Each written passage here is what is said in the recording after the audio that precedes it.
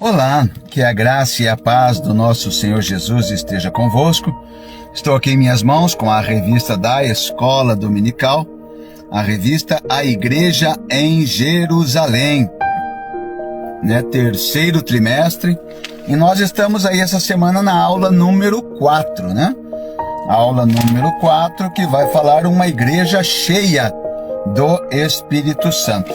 Então nós já fizemos a nossa leitura bíblica em classe, já fizemos aqui a nossa introdução, nosso primeiro tópico, e agora nós estamos aí no segundo tópico, No segundo tópico, uma igreja que ora com poder.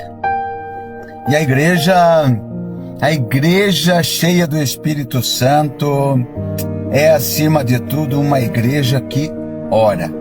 Uma igreja que busca Deus, uma igreja que está constantemente na presença do nosso Deus. E ora não apenas por tradição, por costume, mas com fervor, com verdadeira adoração, com intencionalidade, com fé. Sim, em Atos 4, diante da perseguição e das ameaças, os crentes não se reuniram para reclamar ou para fugir, mas para orar juntos com propósito e com poder, E fez isso fez toda a diferença na vida da igreja. E eu quero trazer agora, hoje, nesse segundo tópico aqui, 3 aspectos que a lição nos traz para nós comentarmos aqui, da oração de uma igreja que ora. E vamos ver aqui uma oração com propósito, A palavra de Deus vai nos dizer lá, Atos dos Apóstolos 24-30, vou ler apenas um trecho aqui. E disseram: Tu, soberano Senhor, que fizeste o céu, a terra, o mar e tudo que neles há, agora, ó Senhor, olha para as suas ameaças e concede aos teus servos que anunciem com toda ousadia a palavra de Deus. A oração da igreja primitiva não era vaga, não era genérica, ela tinha um propósito claro e definido. Era pedir ousadia para continuar levando o evangelho, pregando a palavra de Deus, falando do amor de Deus, em meio àquela perseguição em que eles estavam vivendo. Eles não estavam procurando conforto, buscando livramento imediato, mas eles estavam pedindo a Deus força espiritual para cumprir a missão que tinha sido dada a eles.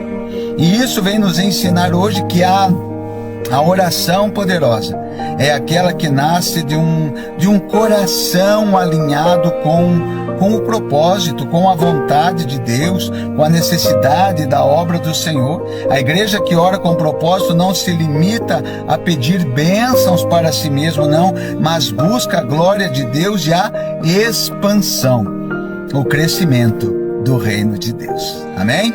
O nosso segundo tópico vai trazer aqui, orando em unidade. Atos 4:24 diz lá, ouvindo isto, unânimes levantaram a voz a Deus. Unânimes quer dizer todos estavam no mesmo propósito de oração, então eles estavam unânimes, juntos. Irmãos, vamos orar por esta causa, por este propósito. A força daquela oração também estava na unidade do corpo de Cristo. Todos de forma unânime levantaram a voz a Deus. Não foi porque alguém pediu, porque alguém implorou, irmãos, vamos. Mas todos de coração, sentindo a necessidade de estar buscando a presença do Senhor, estar fazendo a sua vontade. Então a verdadeira oração da igreja não é feita de forma isolada, mas como um só povo, sim, uma só mente e um só espírito. A unidade da oração revela maturidade espiritual e confiança no Deus que age em resposta ao clamor do seu povo. Quando a igreja se une em oração, as barreiras caem, os céus se abrem e o poder de Deus, O poder de Deus se manifesta através das nossas vidas, sim, operando milagres, prodígios, maravilhas, para que o nome do Senhor Jesus seja glorificado e para que o reino cresça. E o nosso terceiro tópico da lição vai falar sobre uma oração fundamentada, não nas leis humanas, na vontade humana, não, mas fundamentada na palavra, né? E nós vamos ver lá, Atos dos Apóstolos, capítulo 4, a Bíblia diz lá: tu falaste por meio do Espírito Santo pela boca do teu servo Davi, nosso pai, porque se enfurecem os gentios, os povos imaginam coisas vãs, né? Nós vemos aqui que esse elemento importante na oração da igreja foi base na Escritura. Até na oração deles lembraram lá do Salmo. Nós vemos que quando Satanás está tentando Jesus Cristo, Jesus usa a palavra. As suas palavras aqui nessa terra eram fundamentados na palavra de Deus. Os seus conselhos eram fundamentados na palavra de Deus. Não era dele mesmo, porque ele mesmo dizia que ele falava o que era do Pai. Ele falava o que vinha de Deus. Então nós também agora, nós não falamos de nós mesmos, não, nós temos que estar baseados nas Escrituras sagradas e estar falando aquilo que Deus quer que eu fale. E nós temos que estar levando a mensagem que Jesus Cristo nos convocou para falar, né? Eles citaram ali o Salmo, reconhecendo que o que estavam vivendo já havia sido profetizado. Isso nos mostra que uma oração eficaz é alimentada pela palavra de Deus, pois ela nos dá entendimento, direção, segurança quanto à verdadeira vontade de Deus. Orar com a Bíblia é orar com fé, pois estamos clamando com base no que Deus já deixou escrito para nós. O próprio Paulo fala: tudo aquilo que foi escrito para nosso ensino foi escrito.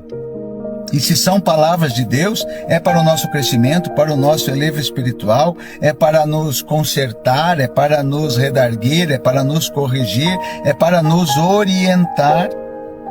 Nós vemos a sinopse desse tópico 2, da lição número 4.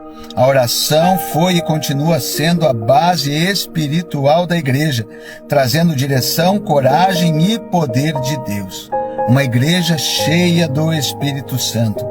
Ora com propósito, ora com unidade, né? E ela tem a sua oração fundamentada na palavra de Deus.